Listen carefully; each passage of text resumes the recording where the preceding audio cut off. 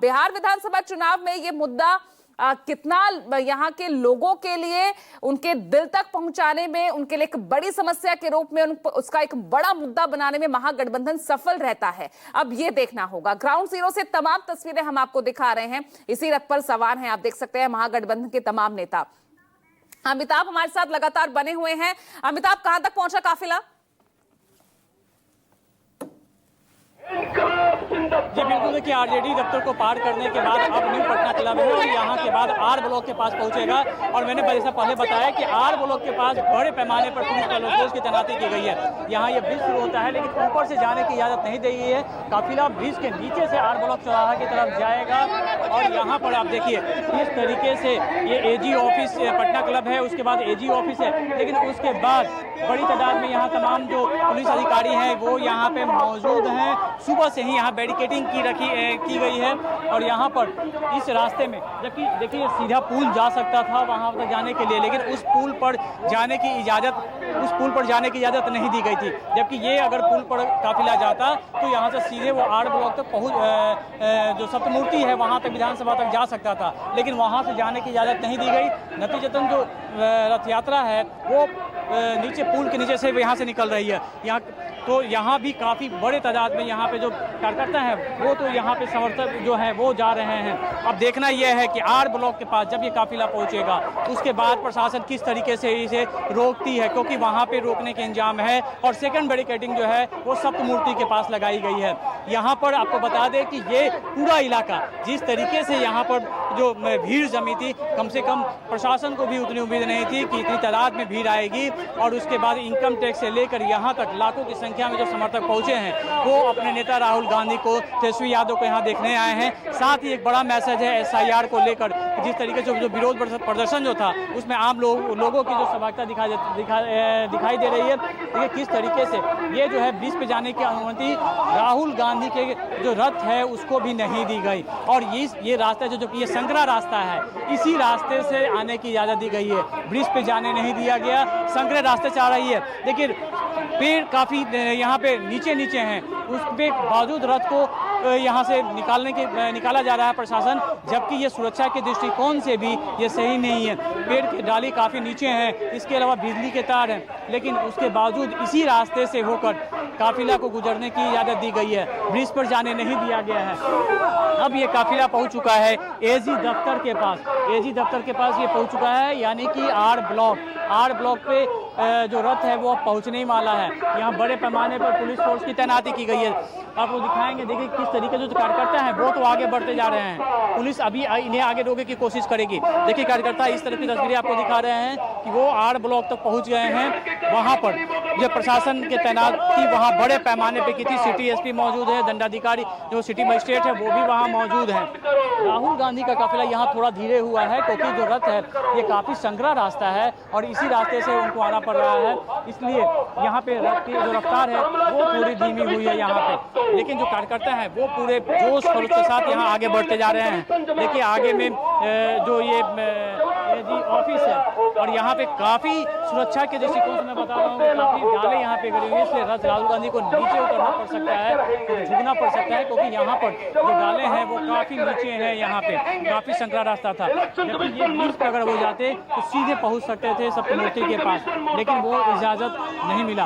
बीच पे जो नारेबाजी हो रही है वो आप देखिए किस तरीके से यहाँ पर जो चुनाव आयोग और BJP की तरफ नारेबाजी हो रही है। यहाँ पे देखिए रथ को काफ़ी धीरे कर दिया गया है और काफ़ी धीरे वहाँ से आगे बढ़ी, क्योंकि पेड़ की डालें काफ़ी झुकी हुई हैं और यही वजह है कि यहाँ पे रफ्तार काफ़ी कम हो गई है। लेकिन जो भीड़ है वो आगे की ओर बढ़ती जा रही है।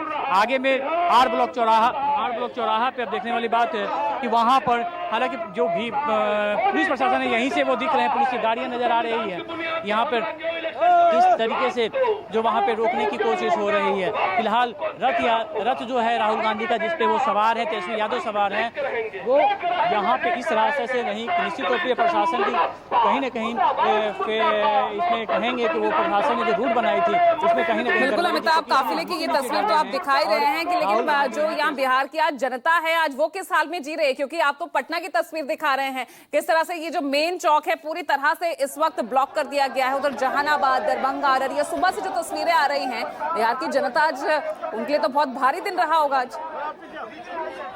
भीड़ है, मार्च में शामिल जो लोग थे वो वहाँ पे पहुँचने वाले हैं। और ये पूरी तस्वीर जो है आप दिखा रहे हैं भीड़चंद पटेल पथ की है, जहाँ पे जो भीड़ है, कारवां है, जो मार्च है वो आगे बढ़ते जा रहा है। तमाम जो महागठबंधन के नेता, जो कार्यकर्ता हैं, हर पार्टी के कार्यकर्ता वो यहाँ पे साथ चल रहे हैं। और यहाँ पे एक बार फिर से जो है काफिला को रोका गया है, क्योंकि राहुल गांधी का देखिए रथ जो है। और हमारे साथ मेरे वरिष्ठ सहयोगी राजीव रंजन भी जुड़ गए हैं। अब राजीव, बहुत जरूरी है आज ये चक्का जाम, और इस चक्का जाम के बहाने अपना शक्ति प्रदर्शन, जिस तरह से महागठबंधन की एकजुटता दिख रही है, कैसे देख रहे हैं आप?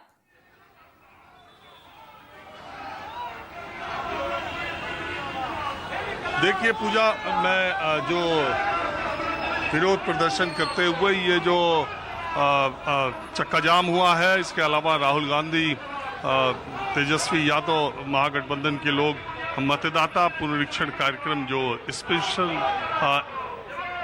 इंटेंसिव रिवीजन हो रहा है उसके खिलाफ, चुनाव आयोग के फैसले के खिलाफ ये जनता पर जो महागठबंधन के लोग सड़क पे जनता उतरी हुई है। देखिए पूजा, सबसे बड़ी बात क्या है कि ये जो पूरा मामला है इसको अगर इस तरीके से देखा जाए कि चुनाव आयोग के इस फैसले से विपक्ष का कोई नुकसान है या सत्ता पक्ष का कोई फायदा है, तो इसको एक तरफा इसका निष्कर्ष माना जाएगा। अगर ये समझा जाए कि इससे ये केवल विपक्ष की परेशानी है या सिर्फ विपक्ष कह रहा है, तो ये मुझे आश्चर्य है। कुछ दिन पहले, 2 दिन पहले बीजेपी के प्रदेश अध्यक्ष दिलीप जायसवाल ने कहा था कि वो भी देख रहे हैं ग्राउंड रियलिटी को, अगर जरूरत पड़ी तो विपक्ष के साथ वो भी चुनाव आयोग के सामने जाएंगे। अभी सत्ता पक्ष की तरफ से खासकर जेडीयू की अपने अधिकारों की लड़ाई हम लड़ रहे हैं, और कितने भी बैरिकेडिंग हो उसे पार करके हम अपनी आवाज, अपनी जनता की वोट के अधिकारों की लड़ाई हम लोग लड़ेंगे और ये पार करेंगे, और हम लोग ज्ञापन सौंपेंगे। ये बर्दाश्त नहीं है। नोटबंदी की तरह ये सरकार जो वोटबंदी का नियम लाई है, ये हमें कतई बर्दाश्त नहीं है। यानी जिस तरीके से केंद्र सरकार ने नोटबंदी की थी, उसी तरीके से अब निर्वाचन आयोग जो है वह वोट बंदी कर रही है। गरीबों को, पिछड़ों को उनके अधिकार से वंचित करने की कोशिश कर रही है, और ये महागठबंधन जो है कतई बर्दाश्त नहीं करेगा। तो तस्वीर में लगातार आपको दिखा रहा हूँ, ये सतमूर्ति चौराहा है, और यही सतमूर्ति जो है वहां पर कुछ ही देर के बाद राहुल गांधी जो है वो जाकर माल्यार्पण करेंगे।